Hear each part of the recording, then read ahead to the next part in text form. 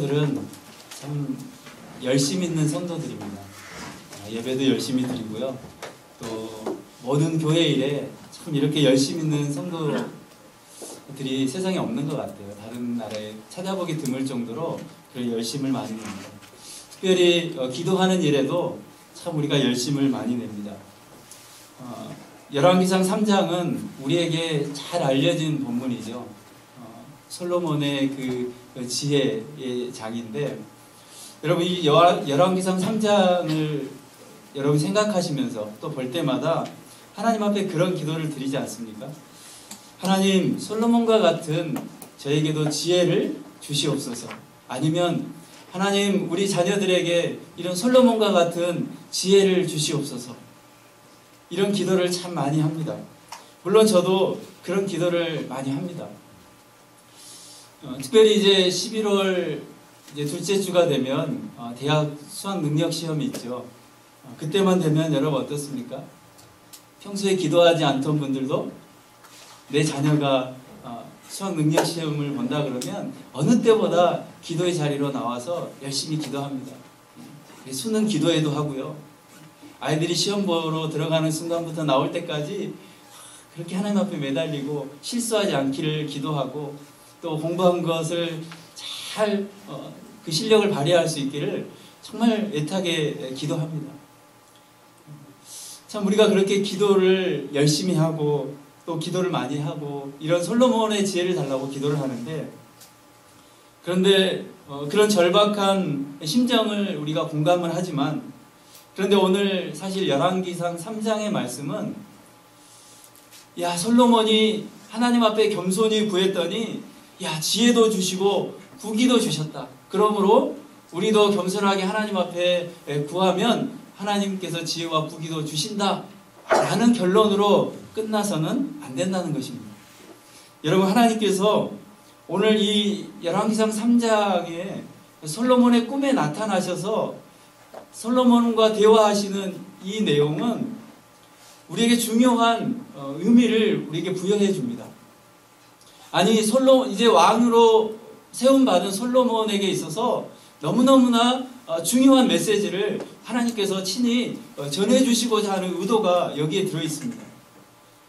여러분, 2장 46절에 보면 솔로몬의 손에 나라가 견고해졌다라고 말합니다.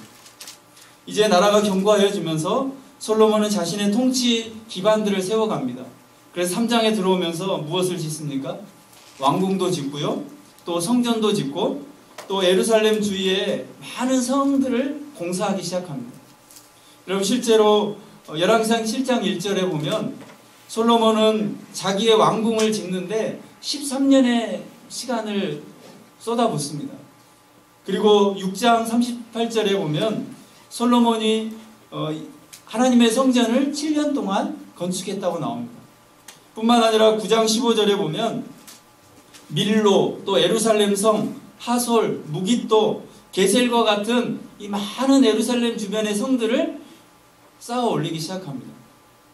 그러니까 이 솔로몬은 왕이 되면서부터 나라를 잘 다스리기 위한 통치 기반을 잘 지금 세워가고 있는 것입니다. 그 와중에 나라를 내적으로는 이렇게 나라를 세워가는 기반을 마련할 뿐만 아니라 외적으로는 또 어떤 정책을 펼칩니까? 3장 1절에 보면 애굽의 왕 바로와 더불어 혼인 관계를 맺었다라고 말합니다. 여러분, 혼인 관계는 바로 모종의 어떤 동맹 관계를 말합니다. 여러분, 당시 애굽 이 왕 바로는 다른 나라에게 자신의 그 공주를 아내로 주지 않았다고 합니다.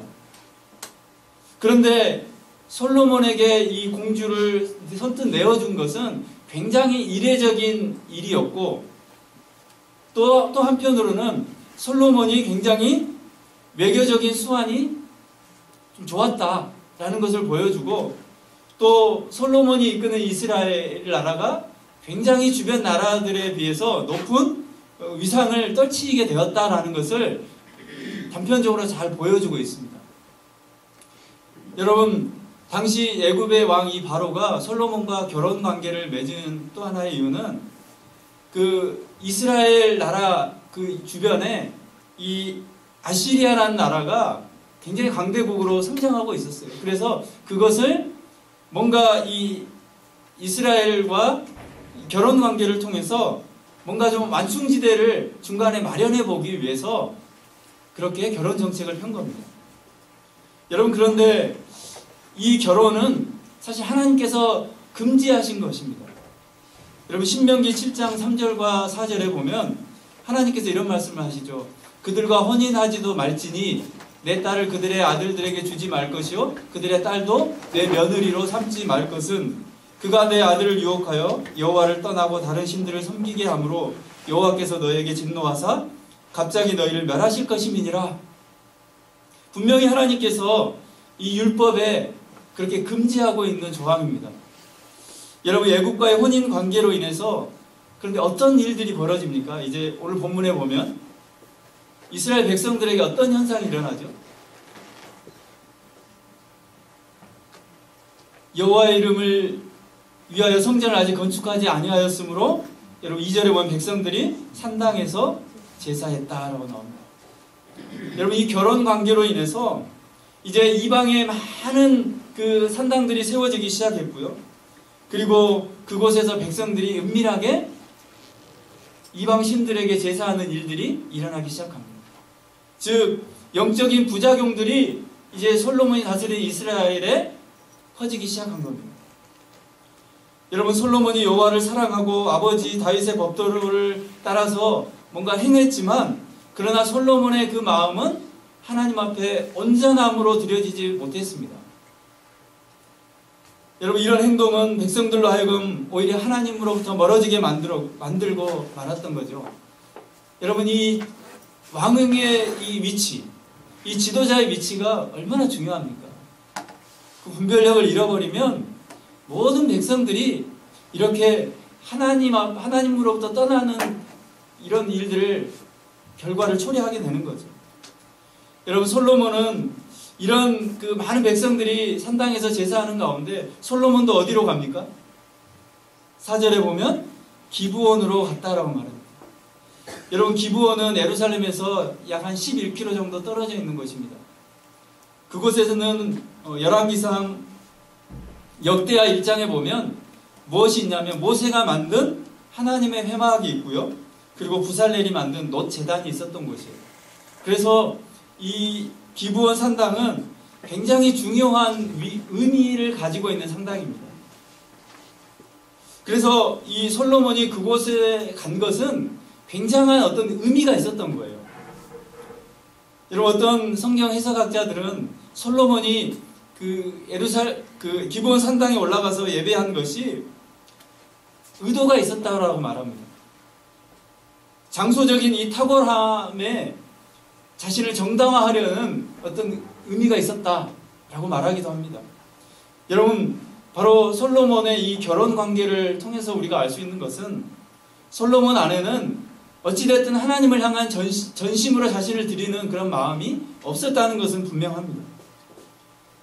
여러분, 그런데 그 기브온에서 오늘 하나님께서 어떤 꿈을 꾸게 하시죠? 그 꿈에 하나님께서 이게 나타나셔서 솔로몬과 대화하기 시작하지 않습니까? 여러분, 꿈이라는 게 무엇입니까? 꿈? 이 구약에서의 꿈은 하나님의 계시입니다. 하나님의 자기 계시를 꿈으로 표현하고 있어요. 여러분, 하나님께서 꿈에 나타나셔서 솔로몬에게 묻지 않습니까? 내가 내게 무엇을 줄고? 그때 솔로몬이 어떻게 대답합니까? 7절 이후에 보면 하나님, 저는 너무나 작은 아이입니다. 하나님, 저는 너무나 연약해서 백성들을 이끌어갈 수 없는 연약한 자입니다. 하나님, 저에게 듣는 마음을 주셔서 백성들을 잘 재판하고 잘 다스릴 수 있는 마음을 주시옵소서. 여러분, 그런데 이런 그 솔로몬의 대답에 하나님 어떤 걸로 채워주시죠? 꿈속에서 솔로몬이 구한 지혜뿐만 아니라 부귀와 영화도 그에게 주었다라고 말합니다. 그런데 이것이 여러분 실제적인 일이 아니라 어떤 일이라고요? 솔로몬의 꿈입니다.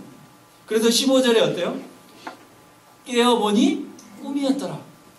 이것은 지금 꿈 이야기입니다. 그러니까 하나님께서 지금 꿈을 통해서 솔로몬에게 메시지를 전하고 있는 거죠. 그의 통치 초기에. 여러분, 우리는 이 솔로몬의 이 꿈의 진짜 의미, 그냥 단순히 하나님께서 솔로몬에게 지혜를 주셨다, 부귀와 영화도 주셨다, 그러므로 우리도 하나님께 구하면 지혜도 주고 부귀와 영화도 주시니까 하나님께 구하자, 이 결론이 아니고, 이 꿈의 속에 들어있는 하나님께서 주시는 메시지, 솔로몬에게 주시고 오늘 우리에게 주시는 메시지가 무엇인가, 진짜 의미를 우리는 오늘 다시 한번 좀 생각해 보려고 합니다. 여러분, 그 진짜 의미를 찾을 수 있는 단어가 있는데 그것은 바로 3장 1절의 단어입니다. 바로 혼인관계입니다. 혼인관계. 여러분, 혼인관계는 바로 혼인을 맺는 거죠. 신명기 7장 3절에 보면 이스라엘 백성이 가나안 족속들의 자녀와 혼인하다라는 말이 나오는데 그때 쓰여졌던 말과 같은 단어입니다. 혼인하다. 여러분, 하나님은 3장 1절에서 애굽왕 바로와 혼인관계를 맺고 있는 솔로몬을 향해서 진짜 혼인관계가 무엇을 의미하는지를 솔로몬에게 설명해 주기를 원하셨어요. 그냥 단순히 여기서 혼인은 남자와 여자가 만나서 가정을 이루는 그런 보이는 외적인 그냥 혼인관계의 의미도 있지만, 솔로몬에게 주는 하나님의 메시지는 혼인관계를 통해서 하나님이 원하시는 바, 하나님이 기대하시는 바가 무엇인지를 솔로몬에게 지금 메시지로 던지고 있다는 거예요. 여러분, 창세기 2장에 보면 하나님께서 최초에 남자인 누구를 만듭니까? 아담을 만들죠. 그리고 여자인 하와를 만드시지 않습니까? 그래서 이 남자와 여자를 만드시고 무슨 제도를 마련해 주십니까? 아내와 합하여 한 몸을 이룰지니라, 결혼관계를 하나님 거기서 만들어 주십니다. 그리고 성경 마지막에 있는 요한계시록에 가보면 우리 성도들을 다 뭐라고 부릅니까? 신부라고 부르고 있어요. 그리고 신랑이신 주님이 베푸시는 어린 양의 혼인잔치의 청함을 받는 것이 진짜 복된 자다라고 말하고 있습니다. 그러니까 누가 신랑이에요? 예수님이 신랑이고 우리는 신부라고 규정하고 있는 거예요. 여러분, 성경을 시작하면서부터 지금 결혼 이야기로 시작을 해서 요한계시록에 가면 결혼 이야기로 끝나고 있어요. 성경 전체가 사실 우리에게 주는 메시지는 이 결혼 관계를 들어 설명하고 있는 겁니다. 여러분, 결혼은 누가 합니까? 남자와 여자가 만나서 결혼을 하죠. 그런데 성경에서 이 혼인 관계는 바로 신랑 되신 주님과 신부된 교회, 신부된 성도의 이 관계를 혼인 관계로 계속해서 우리에게 설명해주고 있다는 겁니다. 여러분, 성경에서 남자와 여자를 어떻게 정의하고 있는지 먼저 그 의미를 우리가 알 필요가 있어요. 여러분, 민수기 30장 1절, 13절부터 15절에 보면 그 여자가 소원하는 것에 대한 그 이야기가 나옵니다. 그런데 거기서 하나님께서 이런 말씀을 하세요. 모든 소원과 마음을 자제하기로 한 모든 서약은 그의 남편이 그것을 지키게도 할 수 있고 무효하게도 할 수 있으니. 누구의 소원입니까? 여자의 소원이거든요. 여자가 어떤 소원을 하는데 그것이 누구에게 주도권이 있다는 거죠? 그 여자에게 주도권이 있는 것이 아니라 그 소원의 모든 주도권은 남편에게 있다고 말하고 있어요. 한마디로 이 민수기에서 말하는 여자의 소원에 대한 이야기는 여자, 즉 소원을 할 자격도 없고 능력도 없는 자가 여자라는 거예요. 여러분, 제가 여기 앉아 계신 여자분들을 폄하하려고 하는 것이 아닙니다. 성경에서 말하고 있는 여자, 그리고 성경에서 말하고 있는 남자가 누군가, 이걸 여러분 제가 설명하려고 하는 겁니다. 여러분, 하나님께서 여자의 맹세나 소원을 가치 있는 것으로 여기지 않겠다는 거예요. 남자가 개입되지 않는 여자의 소원은 하나님 앞에서 반드시 지켜져야 하고, 만약에 그것이 지켜지지 않으면 어떻게 됩니까? 하나님은 반드시 그 대가를 물으십니다. 남자에게 의존되어 있지 않은 여자는 자신의 행위로 망하고 마는 거예요. 왜냐하면 자신을 완벽하게 제어하고 자신의 소원을 조금이라도 남김없이 다 지켜낼 수 있는 여자가 있습니까? 있을까요?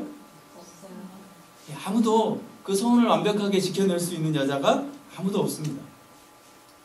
여러분, 그런가 하면요, 창세기를 시작할 때 하나님께서 남자를 먼저 만드시고, 그리고 여자를 어떻게 만드시죠? 예, 남자에게서 취한 것이 여자입니다. 여러분, 우리 여자 성도님들 기분 나빠하지 마십시오. 이 성경 얘기입니다. 예. 여러분, 둘의 관계를 하나님께서 연합해서 한 몸이 되는 관계로 공포하셨어요. 그러니까 여자는 남자 안에서 창조가 되는 것이고, 남자와 연합이 되어야만 그 존재의 가치가 있다라고 성경이 여자를 규정하고 있습니다. 여러분, 고대시대 남자는 그러기 때문에 생명을 주는 자의 의미예요. 생명을 주는 자. 여자에게 생명을 주어 여자에게 생명이 자라고 출생하게 되는 것, 이것이 남자입니다. 여러분, 그런데 진짜 우리의 생명은 어떤 생명일까요? 육신의 생명이 아니라 하나님이 말씀하고자 하는 생명은 하나님이 주시는 하나님 나라의 생명이에요. 그 생명을 줄 수 있는 남자가 이 세상에 있습니까? 하나님 나라의 생명을 줄 수 있는 이 세상에 남자가 있어요? 없죠. 하늘의 생명을 줄 수 있는 생명나무는 하나님이 다 감추어 버렸어요. 창세기 3장 24절에 범죄한 이후에 하나님께서 생명나무의 길을 막아버렸어요. 어느 누구도 인간의 힘으로 그 생명나무를 갈 수가 없는 거예요. 하나님 막아버리셨기 때문에. 그래서 이 세상에서 여자에게 생명을 줄 수 있는 남자는 없는 겁니다. 여러분, 그 말은 무슨 말입니까? 남자로부터 생명을 받아 비로소 산자가 될 수 있는 여자인 자들이 이 세상에서 살아날 수 있는 것은 완전히 그 길이 막혀 있다는 거예요. 그래서 하나님께서는 그 길을 어떻게 여셨을까요? 도저히 열 수 없는 그 길을 누가 여셔요? 바로 하나님께서 기뻐하시는 자, 그의 사랑하시는 아들을 통해서 그 생명에 막혀져 있는 생명의 길을 그 하나님이 그의 아들을 통해서 여신 겁니다. 그래서 세례 요한은 그 예수님을 보고 뭐라고 말하죠? 세상 죄를 지고 가는 하나님의 어린 양이다 라고 말하죠. 하나님의 어린 양이 곧 누구입니까? 교회의 신랑 대신 예수 그리스도를 말씀하고 있는 거 아닙니까? 여러분, 요한계시록 19장 7절 한번 읽어볼까요? 요한계시록 19장 7절입니다. 우리가 즐거워하고 크게 기뻐하였며 그에게 영광을 돌리세. 어린 양의 혼인 기약이 이르렀고 그의 아내가 자신을 준비하였으므로. 여러분, 그러니까 하나님의 어린 양이신 예수 그리스도가 하나님이 인정하신 유일한 아들, 유일한 남자예요. 그 어린 양에게 자신의 죄짐을 떠넘긴 자들이 누굽니까? 교회고, 그리고 신부가 되는 겁니다. 우리가 그러니까 뭐죠? 교회고 신부가 되는 거죠. 하나님의 신부인 교회는 신랑이신 어린 양으로부터 생명을 부여받을 때 비로소 존재하는 겁니다. 하나님은 어린 양의 행실만 보시고 그 연합된 여자들을 판단하시는 거예요. 그래서 여자의 행실이나 소원은 전혀 가치 있는 것으로 여기지 않습니다. 여러분, 요한계시록 19장 8절 한번 읽어볼까요? 그에게 빛나고 깨끗한 세마포 옷을 입도록 허락하셨으니 이 세마포 옷을 입은 성도의 옳은 행실이로다. 여러분, 세마포 옷이 뭡니까? 주님이 입혀주신 옷이죠. 그런데 세마포 옷은 성도들의 옳은 행실이다. 그 옷을 입은 그 모습을 가치 있게 보신다는 겁니다. 여러분, 신부로서의 인간의 구원은 오직 누구에게만 있습니까? 어린 양이신 신랑에게신 예수 그리스도에게서만 가능한 겁니다. 이렇게 성경에 나오는 남자와 여자의 이야기, 신랑과 신부의 이야기는 전부 누구 얘기예요? 예수 그리스도와 교회, 예수 그리스도와 오늘 신부된 성도 우리의 이야기라는 거죠. 그래서 사도 바울은 에베소서에서 남편들아, 아내들아 라고 얘기하면서 마지막에 결론을 이렇게 말합니다. 한번 읽어볼까요? 그러므로 사람이 부모를 떠나 그의 아내와 합하여 그 둘이 한 육체가 될지니 이 비밀이 크도다. 나는 그리스도와 교회에 대하여 말하노라. 무엇에 대해 말한다고요? 그리스도와 교회. 여러분, 사도 바울이 아내들이여, 남편들이여 이렇게 말하고 나서 그걸로 끝이 아니고 무엇을 말하고자 하는 거예요? 바로 그리스도와 교회를 말하고자 사도 바울이 말한 겁니다. 남편 대신 그리스도와 신부되는 우리 교회, 신부된 우리의 관계가 어떠해야 되는지를 이 결혼 관계를 통해서 사도 바울도 말해주고 있는 것입니다. 여러분, 이렇게 성경은 오늘 교회 그리고 우리 성도된 우리를 다 무엇으로 규정해요? 신부로 규정하고 있어요. 여자로 규정하고 있다는 겁니다. 인간은 하나님이 보내신 그 남자이신 예수 그리스도에 의해서 우리는 비로 존재하고 그리고 오직 그분만을 절대 의존하며 살아가는 자가 되어야 한다고 하나님 말씀하고 있는 겁니다. 여러분, 그런데 우리는 어떻습니까? 선악과를 따먹은 우리는 어떻게 됐어요? 신부로 살고 싶어 합니까? 아니, 연약한 여자와 같은 존재로 살아가려고 합니까? 우리가? 여러분 어떠세요? 그러려고 합니까? 아니요. 우리 사람들은, 우리 인간은 전혀 그러려고 안 해요. 하나님, 제가 어떻게 그렇게 삽니까? 저는 용사가 돼야 됩니다. 그래서 그 용사가 되기 위해서 부단히 세상의 것을 끌어옵니다. 그래서 어떻게 해요?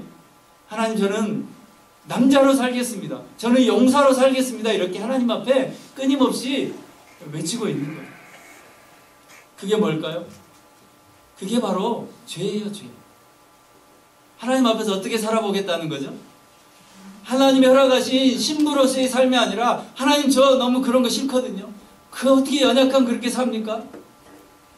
좀 강하게 살아봐야 되지 않습니까? 저 남자로 살겠습니다. 그래서 어때요? 뭘 흉내내요? 가짜 남자 행세를 하고 흉내내는 것. 그것이 바로 죄인된 우리의 모습인 거죠. 성경은 그것을 뭐라고 얘기하냐면 육체라고 말하고 있습니다. 여러분, 이 땅에 하나님께서는요, 예수 그리스도 그분을 보내셔서 무엇을 부정하세요? 그 가짜인 우리들을 부정해 버리시는 거예요. 그래서 누구만 드러내시는 거예요? 신랑이신 예수 그리스도 그분만을 온전히 드러내고, 그리고 신부된 우리는 오직 그분만을 신뢰하고 그분만을 믿고 의지하는 그런 자들, 거기서 우리의 존재 가치가 있다라는 것을 드러내시는 겁니다. 여러분, 우리에게 그래서 예수님이 필요한 거 아닙니까? 그렇지 않으면 우리의 존재 가치는 아무런 존재 가치를 찾아볼 수가 없는 거죠. 바로 그렇게 살 때 우리는 가장 존재 있고 의미 있는 가치가 되는 것입니다. 여러분, 바로 예수 그리스도의 십자가의 본질이 뭡니까? 이거 아닙니까? 십자가를 이해한다는 게 무엇입니까? 바로 우리가 하나님 앞에서 어떠한 자인가, 하나님과 결혼한 우리가 어떠한 자인가를 아는 것이 십자가를 이해하는 것입니다. 그것을 성경은 우리에게 무엇이라고 말합니까? 자기를 부인하고 십자가를 지고 주님을 따르는 제자의 삶이라고 말씀하고 있는 겁니다. 여러분, 그런데 앞에서도 말씀드렸지만 우리는 어때요? 오늘도 어떻게 살려고 한다는 거죠? 끊임없이 남자로 살려고 합니다. 여러분, 우리의 가정에서 어떻습니까? 우리 다 남자로 살려고 해요. 그래서 남편도 그렇게 살려고 하고 아내도 그렇게 살려고 하니까 뭐가 일어나요? 다 남자니까 어느 누구도 그 신부로서의 삶이 아니라 그냥 강한 남자로 살려고 하니까 그 안에서 그냥 싸움이 일어나는 거예요. 우리 직장에서도 그러고 우리의 삶의 모든 현장에서 그러지 않습니까? 모두가 다 그렇게 살려고 하니까. 그런데 여러분, 복음적 삶이 뭘까요? 복음적 삶. 어떤 도덕적으로 뭔가를 옳게 행해서 뭔가를 드러내는 그 어떤 한 가지, 그것이 복음적 삶이 아니라 뭐예요? 아, 나는 신부구나. 나는 신부라는 사실을 내가 깨닫고 신랑으로서가 아니라 남자로서의 그 행세를 하면서 하는 것이 아니라 신부로 살아가는 인생이 있구나 하는 것을 깨닫고 신부로 살아가는 것, 그것이 바로 복음적 삶입니다. 여러분, 사사기의 주제가 뭡니까? 사사기. 각기 자기 소견에 옳은 대로 행하였더라. 이게 사사기의 주제 아닙니까? 각기 자기 소견에 옳은 대로 행하였더라. 여러분, 자기 소견에 옳은 대로 사사기에 어떻게 행해요? 온통 남자가 되려고 하는 사람들의 모습만 등장해요. 아무도 신부로서의 삶의 모습은 나오지 않습니다. 그래서 철병거로 무장하고 힘을 쏟고, 그런데 하나님이 어떻게 합니까? 그럴 때마다 어떻게 치죠? 그 무장한 모든 것들을 다 깨트리시죠. 무장 해제시킵니다. 그래서 어떻게 만들어요? 너희들은 철병거로 무장한 그런 용사가 아니라 하나님 앞에서 신부가 되어야 한다. 너희 소견에 옳은 대로 살아가는 용사가 아니라 하나님을 남편으로 모시고 너희들은 신부로 살아가는 자들이다라는 것을 사사기에서도 말씀하고 있는 거 아닙니까? 여러분, 갈라디아서에서도 사도 바울은 이렇게 말합니다. 우리 한번 읽어보겠습니다. 너희는 성령을 따라 행하라. 그리하면 육체의 욕심을 이루지 아니하리라. 17절입니다. 육체의 소욕은 성령을 거스리고 성령은 육체를 거스리나니 이 둘이 서로 대적함으로 너희가 원하는 것을 하지 못하게 하려 함이니라. 여러분, 어떻다고요? 지금도 똑같아 하는 거예요. 지금도 우리는 끊임없이 무엇으로 살려고 해요? 육체로 살려고 합니다. 용사로 살려고 해요. 하나님 앞에서 하나님, 저 신부 말고요, 좀 용사, 좀 센 용사로 살고 싶습니다 라고 하면서 끊임없이 그렇게 하나님 앞에 우리의 모습을 드러냅니다. 그런데 무엇이 일어나요? 우리 안에서요? 하나님은 너희들은 육체로 사는 자들이 아니라, 너희들의 그 남자로서 가짜 행사로 사는 자들이 아니라 너희들은 성령을 따라 행하는 자들이다. 너희는 신부다 라는 것을 오늘도 우리에게 끊임없이 말씀해 주고 있는 것입니다. 그래서 하나님께서 끊임없이 전쟁을 하시는 거예요. 왜요? 가짜들을 쳐내기 위해서, 가짜를 부숴내기 위해서, 그리고 어때요? 진짜가 무엇인지를 알리기 위해서 그 싸움을 오늘도 싸우고 계시는 거예요. 여러분, 그런데 우리는 그 싸움을 어디서 찾으려고 합니까? 우리 안에서 찾으려고 하는 게 아니고, 마귀들과 싸울지라 죄악 벗은 형제, 그러면 싸우러 가자 그러면서 어디로 가요? 싸울 곳 없나? 정작 싸울 곳은 어디예요? 하나님은 어디서 싸우고 계시죠? 지금 내 안에 싸우고 계시는 거예요. 그런데 그 싸움은 제쳐놓고 어디 가요? 싸울 곳이 없나? 우리는 어디 싸움부터 잘 싸워야 됩니까? 이 싸움부터 잘 싸워야 됩니다. 신부로 살기를 거부하고 살아가는 지금 우리는 이 싸움을 잘 싸워야 돼요. 여러분, 제가 오늘 이 본문을 통해서 왜 혼인관계를 얘기를 하냐면, 여러분, 솔로몬에게 원하시는 게 뭐였을까요? 하나님, 그래, 내가 너 지혜 줄 테니까 그래, 그 지혜로 나라 잘 다스리고 부귀영화 누리고 살아라, 이걸까요? 하나님이 솔로몬이 왕이 되면서 원한 것은, 너는 남자가 아니다. 너는 신부다. 너의 모든 주도권은 신랑인 나에게 있다. 이것을 알려주기 위해서 오늘 하나님께서 그에게 꿈을 꾸게 하시고, 이 꿈에서 솔로몬에게 질문하고, 그리고 그 질문에 답하고 있는 겁니다. 여러분, 솔로몬을 우리가 지혜의 왕이라고 말합니다. 하나님을 향한 마음은 그런데 온전하지 못했어요. 겉으로 보이는 반밖에 드리지 못했어요. 그가 맺어야 할 하나님과 그 혼인관계를 바로 맺지 못했기 때문에 그렇습니다.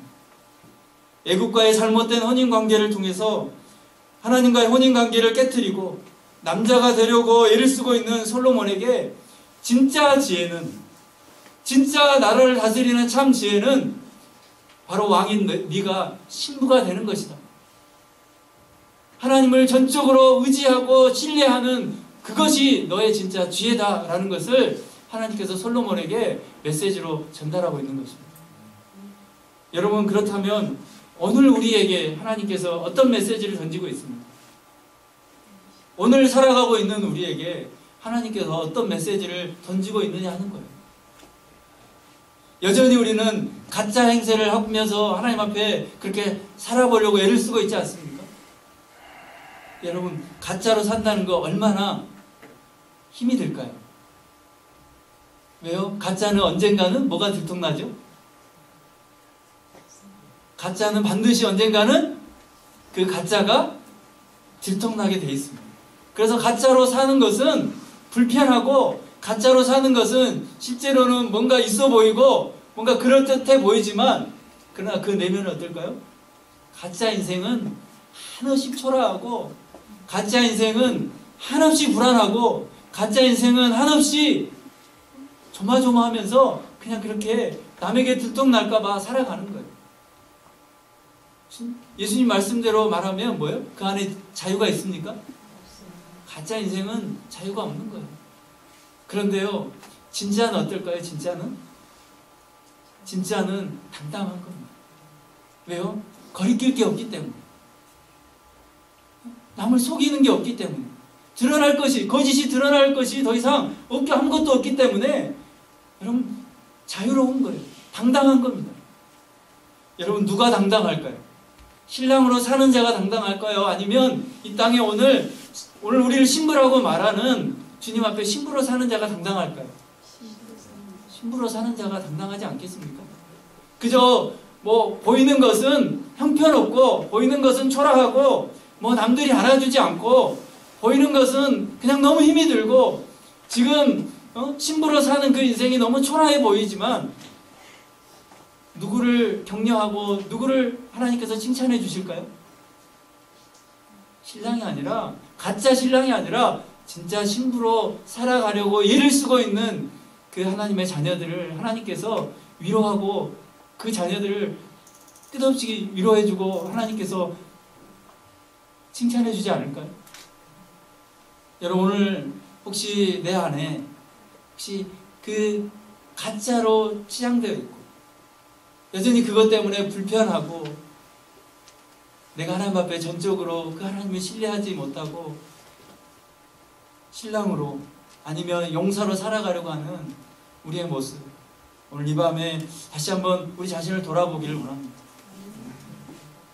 여러분, 진리의 말씀, 오늘 우리에게 주신 진리의 말씀은 끝없이 우리에게 무엇을 드러냅니까? 오늘 우리에게 주신 이 하나님의 말씀이 무엇을 우리에게 드러냅니까? 끊임없이 우리에게 그것을 드러내고 있어요. 너희들은 신부다. 그리고 신부로서의 역할이 무엇인지 좀 봐라. 말씀을 통해서, 내가 하는 말씀을 통해서 신부는 어떤 자들인지를 좀 봐라. 그리고 너희가 그렇게 살았으면 좋겠다. 자기를 부인하는 거, 그게 신부다. 너희가 그렇게 살았으면 좋겠다. 너희 자신을 내게 모든 걸 내려놓고 내어주기를 원한다. 주님이 그렇게 우리에게 요구하고 있는 것입니다. 여러분, 학업하는 자녀들, 또 취업을 원하는 자녀들, 또 취업을 원하는 청년들, 또 직장 생활을 하고 있는 우리 자신들, 사업을 또 운영하고 있는 우리에게 무엇이 필요합니까? 물론 지혜가 필요하죠. 분별력이 필요하죠. 그런데 저는 때로는 그렇게 생각을 해요. 하나님, 우리 자녀가 이 대학에 합격하게 해주세요. 어떤 직장에 들어가게 해주세요. 그거보다 더 중요한 게 뭐가 있을까요? 그거면 다 됩니까? 여러분, 우리에게 제가 말씀드렸잖아요. 신랑이신 예수 그리스도가 없다면 신부인 우리가 무슨 의미가 있습니까? 우리 인생에 무슨 의미가 있습니까? 우리는 그것을 깨달았잖아요. 그렇다면 정말 그렇게 살아가고 있는 우리 자녀들, 또 우리 자신, 무엇을 위해 기도해야 될까요? 그거보다 먼저 신부 대신 신랑 대신 예수 그리스도를 알게 해주십시오. 만나게 해주십시오. 그래서 그 자신이 신부라는 사실을 알게 해주십시오. 그 인생이 진짜 복된 인생 아닐까요? 우리가 기도할 때 하나님 그 신부의 자격을 알고 신부라는 사실을 깨닫고 그리고 그 지혜로 세상을 살아가게 해주십시오. 그런 자녀들, 그런 또 우리 자신이 하나님 앞에 복된 인생이고 하나님이 쓰시는 자들이 될 줄 믿습니다. 여러분 오늘 우리 함께 좀 같이 찬양하고 기도하기를 원하는데요. 제가 여러분에게 어떤 무엇을 적용하십시오, 무엇을 위해 사십시오, 어떻게 사십시오 저는 말하지 않았습니다. 그런데 먼저 우리가 누군가, 우리는 신부라는 사실을 잘 기억하며 살았으면 좋겠습니다. 그리고 내가 용사로 살려고 하는 그 어깨 힘, 뭔가 하나님 앞에 용사로 서려고 막 하고 있는 그 모습이 보일 때마다 어떻게 해요? 아, 나는 신부구나. 나는 신부구나. 내 가정에서 나는 신부구나. 내가 있는 그곳에서 나는 신랑이 아니고 나는 그 가짜 남자 행세를 하는 그런 자가 아니라 나는 신부구나.